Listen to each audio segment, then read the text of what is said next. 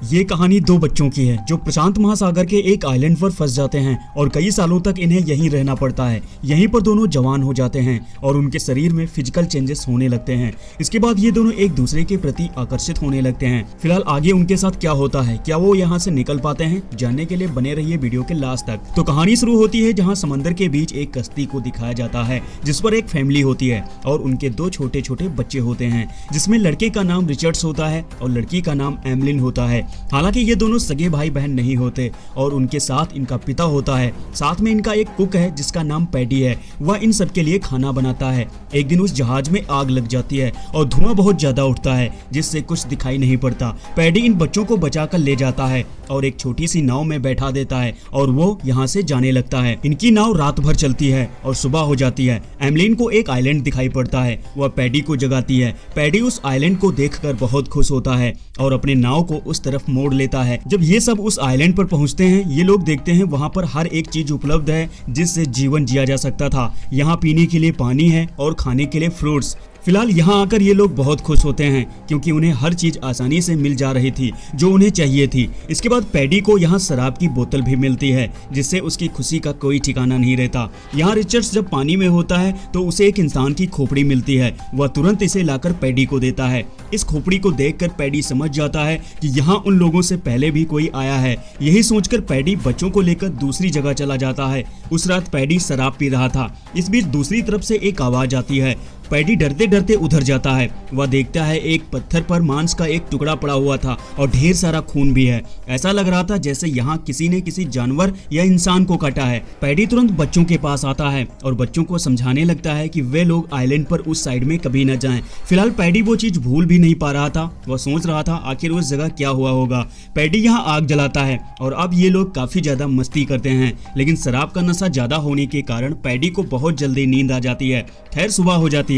Paddy देखता है उसकी शराब की बोतल पानी में तैर रही है। वह अपनी शराब की बोतल लेने जाता है, लेकिन बोतल पकड़ने के चक्कर में वो पानी में गिरता है और डूबकर उसकी मौत हो जाती है। इधर बच्चे जगते हैं, वे देखते हैं पैडी वहां पर नहीं है। बच्चे इधर उधर पैडी की तलाश करते हैं। इसी दौरान उन्हें पता चलता है कि पैडी आइलैंड के दूसरी तरफ है जहाँ पर खतरा है। बच्चे नाव लेकर उस तरफ जाते हैं, वहाँ उन्हें पैडी की लाश मिलती है और ये देखकर दोनों को बहुत दुख होता है। वे डर जाते हैं क्योंकि इस आइलैंड पर पैडी ही वो इंसान था जो इन बच्चों का ख्याल रख रहा था और अब ये दोनों बच्चे बिल्कुल अकेले हैं। उसी रात ये दोनों एक दूसरे से बातें कर रहे होते हैं। एमलिन कहती है मुझे इस आइलैंड पर नहीं रहना है, मुझे किसी दूसरी जगह जाना है। रिचर्ड्स नाव लेता है और एमलिन को लेकर किसी दूसरे आइलैंड पर जाने लगता है। जब ये लोग आइलैंड पर जाने लगते हैं, रिचर्ड्स रहने के लिए एक झोपड़ी बनाता है। हालांकि आइलैंड पर किस तरह से सरवाइव किया जाता है ये सारी स्किल्स इन बच्चों को पहले से आती थी क्योंकि पैडी ने इन बच्चों को सब कुछ सिखा दिया था।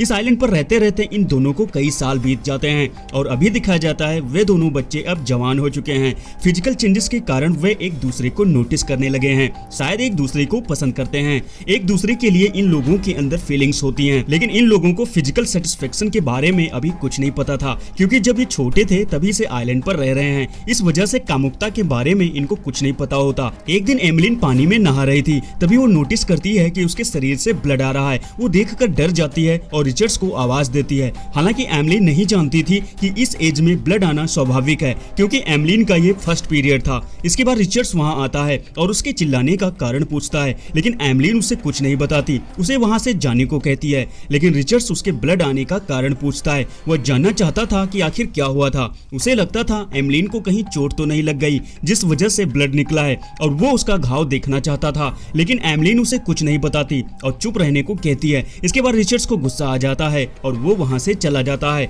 रिचर्ड्स को लगने लगा था एमलिन सेल्फिश हो गई है, वो बहुत कुछ उसे छिपाने लगी है। खैर समय बीतता है और समय के साथ ये दोनों एक दूसरे के प्रति अट्रैक्टिव होते हैं। एक रात एमलिन को एक इंस्ट्रूमेंट की आवाज सुनाई पड़ती है और वो इधर उधर देखती है। तभी उसे पता चल जाता है कि सामने वाले आइलैंड से ये आवाजें आ रही हैं। एमलिन वहां जाती है, उसे एक बहुत बड़ी पत्थर की मूर्ति दिखाई पड़ती है जिससे खून निकल रहा था। ये देखकर एमलिन डर जाती है और दौड़ती हुई वापस आती है। यहाँ एमलिन रिचर्ड्स को वो सारी चीज बताती है। हालांकि मूर्ति वाली बात सुनकर रिचर्ड्स को बहुत गुस्सा आता है। वह कहता है एक बार पैडी ने हम लोगों को मना किया था कि उस जगह कभी न जाना। पैडी ने उन दोनों को वहां जाने की कसम भी दी थी और एमलिन वहां जाकर उस कसम को तोड़ चुकी है। खैर एक रात एमलिन जब सो रही थी वो सपने में देखती है रिचर्ड्स पानी में डूब जाता है, उसकी मौत हो जाती है। वो चिल्लाती है और चिल्लाने की आवाज सुनकर वहां रिचर्ड्स आ जाता है और वो रिचर्ड्स से कहती है कि मैं तुम्हें कभी खोना नहीं चाहती। ये बात कहकर एमलिन रिचर्ड्स को किस कर लेती है, जिससे रिचर्ड्स उत्तेजित हो जाता है। वो एमलिन के पास आने की कोशिश करता है लेकिन एमलिन उसे दूर रहने को कहती है क्योंकि ये सब उसे पसंद नहीं था। सुबह होने पर रिचर्ड्स कहीं जाने लगता है। एमलिन उसे रोकती है, कहती है कि मैं अकेली नहीं रहूंगी, मत जाओ। लेकिन रिचर्ड्स को शाम वाली बात पर गुस्सा होता है, इस वजह से वह उसकी एक नहीं सुनता और वहां से चला जाता है। इसके बाद एमलिन उसे मनाने के लिए उसके पीछे जाती है लेकिन वो देखती है कि रिचर्ड्स पत्थर के पास खड़ा होकर अपना हाथ हिला रहा था। एमलिन को समझ नहीं आ रहा था कि आखिर रिचर्ड्स ये क्या कर रहा है। एमलिन उसे आवाज देती है, रिचर्ड्स पीछे मुड़ता है और गुस्से की नजर में एमलिन को देखता है। खैर उसी दिन रिचर्ड्स को पानी में एक जहाज आता हुआ दिखाई पड़ता है। वो दौड़ता हुआ एक ऊंची चट्टान पर जाता है जहां उसने पहले से कुछ लकड़ियां इकट्ठा की थी ताकि इसमें आग लगाकर सिग्नल दे सके। लेकिन उस जगह तक पहुंचने में उसे थोड़ी देर लग जाती है और इतने में शिप वहां से चला जाता है। हालांकि एमलिन वहां पर पहले से थी, अगर वो चाहती तो उन लकड़ियों में आग लगाकर सिग्नल दे सकती थी। फिलहाल एमलिन ऐसा नहीं करती है क्योंकि उसे यहाँ रहना अच्छा लगने लगा था। वह रिचर्ड्स को चाहने लगी थी। रिचर्ड्स इस बात को लेकर भी गुस्सा हो जाता है। इसके बाद रिचर्ड्स एक नाव बनाता है और इसे पानी में डालता है। मतलब रिचर्ड्स यहाँ से जाने वाला है। वो कुछ दूर जाता है लेकिन उसकी नाव बिखर जाती है, वो पानी में डूबने लगती है। रिचर्ड्स भी पानी में गिरता है। उसे देखकर एमलिन हंसने लगती है। इसके बाद रिचर्ड्स जब वापस एमलिन के पास आता है तो एमलिन उसका मजाक बनाती है और उसे ये बात कहकर चिढ़ाती है कि मैं जानती हूँ कि उस दिन पत्थर की आड़ में तुम क्या कर रहे थे। ये बात सुनकर रिचर्ड्स को बहुत ज्यादा गुस्सा आता है। वो एमलिन से कहता है अच्छा इसका मतलब तुम मुझे छिपकर देखती हो। तब एमलिन बोल पड़ती है कि जब मैं कपड़े चेंज करती हूँ तो बिना कपड़ों की होती हूँ, तब तुम भी मुझे छिपकर देखते हो। ये बात मैं अच्छी तरह से जानती हूँ। अब रिचर्ड्स को बहुत गुस्सा आ जाता है। वह गुस्से में झोपड़ी के अंदर जाता है और एमलिन के कपड़े बाहर फेंकने लगता है। वह कहता है कि ये झोपड़ी मैंने बनाई थी, अब से इसमें सिर्फ मैं रहूंगा। फिलहाल एमलिन को अब बाहर रहना पड़ता है। बारिश होने पर एमलिन को वहीं बनी एक गुफा में छिपना पड़ता है। इसके बाद हम देखते हैं एमलिन कुछ फूल लेकर उस पत्थर वाली मूर्ति के पास जाती है और ये फूल मूर्ति को चढ़ाती है। दरअसल इस मूर्ति को एमलिन अपना ईश्वर मानने लगी थी।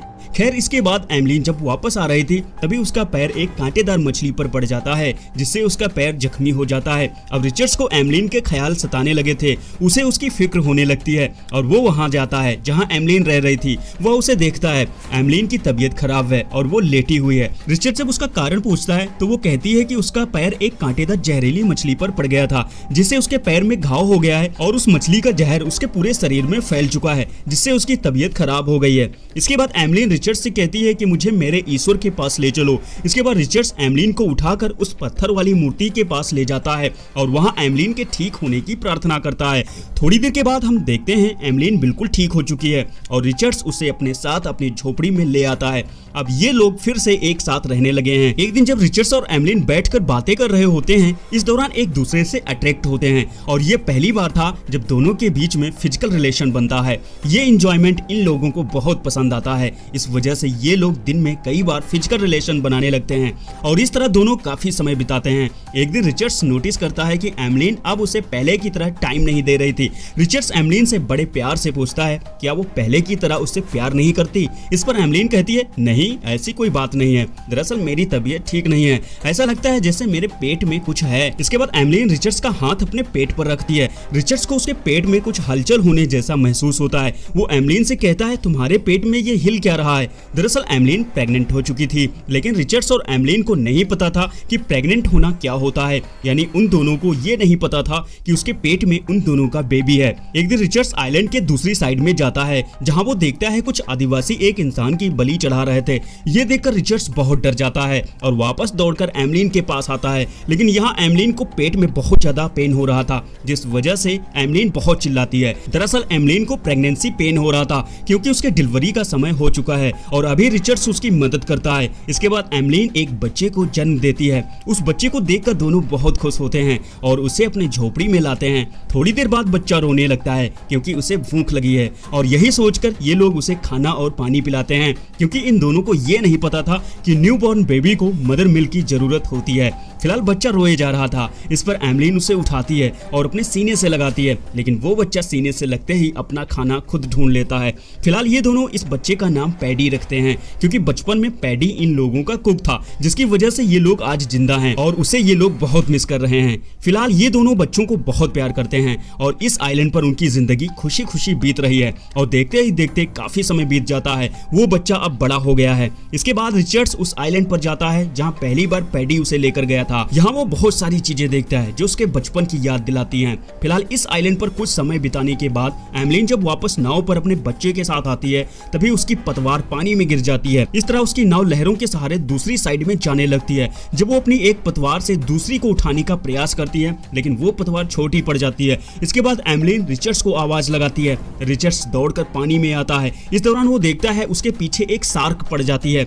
वह शार्क उसका पीछा करने लगती है, लेकिन पास में आने के दौरान एमलिन उस पतवार को फेंककर शार्क को मारती है, जिससे वह शार्क वहां से भाग जाती है और जैसे तैसे करके रिचर्ड्स नाव पर आ जाता है, लेकिन वो दोनों पतवारें अभी भी पानी में होती हैं। फिलहाल अब नाव को कंट्रोल करने के लिए उन लोगों के पास कुछ भी नहीं था और इस तरह इन लोगों की नाव गहरे समुद्र की तरफ जाने लगती है। फिलहाल ये लोग काफी समय तक नाव में रहते हैं। इन लोगों को अभी भूख लग रही है। इस वजह से इनका बच्चा वो जहरीली बेरीज खाने लगता है जो उसने आइलैंड पर रहकर तोड़ा था। जब ये लोग इसे देखते हैं, उन्हें लगता था इनका बच्चा थोड़ी देर में मर जाएगा और ये दोनों अपने बच्चे को मरते हुए नहीं देख सकते। इस वजह से ये दोनों फैसला करते हैं कि बाकी बची बेरीज खाकर ये लोग भी अपनी जान दे देंगे और फिर ये दोनों ऐसा ही करते हैं। बेरीज खाने के बाद दोनों बेहोश हो जाते हैं। हालांकि ये बेरीज इतनी जहरीली भी नहीं थी कि इन्हें खाकर किसी की मौत हो जाए। फिलहाल तीनों बेहोश हो चुके हैं और अब रिचर्ड्स के फादर को दिखाया जाता है जो दूर कश्ती में होता है और वो इन लोगों के बोट को देख लेता है। वो अपने आदमियों के साथ कश्ती लेकर उसके बोट के पास आता है। जब वो अपने आदमियों से इन्हें चेक करने के लिए कहता है तो पता चलता है कि रिचर्ड्स और एमलिन की मौत हो चुकी है, लेकिन बच्चा जिंदा है। इस तरह उसे बचा लिया जाता है। सो दोस्तों, ये कहानी यहीं पर समाप्त होती है। ये कहानी 2 पार्ट्स में है। ये इसका पहला पार्ट था। चैनल पर जाकर आप इसका दूसरा पार्ट जरूर देख लेना। फिर मुलाकात होगी आपसे किसी और कहानी के साथ। तब तक के लिए टेक केयर, बाय बाय।